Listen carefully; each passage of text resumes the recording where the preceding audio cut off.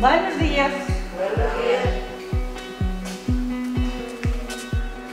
Empecé a traballar nos anos 70, no peirao de Burela. Aprendín de outras redeiras daquela época. É un oficio que se transmite entre mulleres e a min encántame.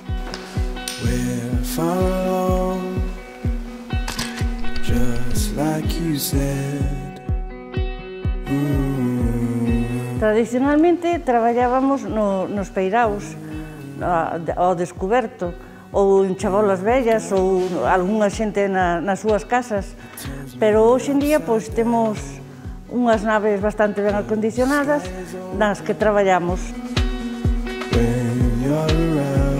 A Asociación de Redeiras Cabo Burela creouse no 2009.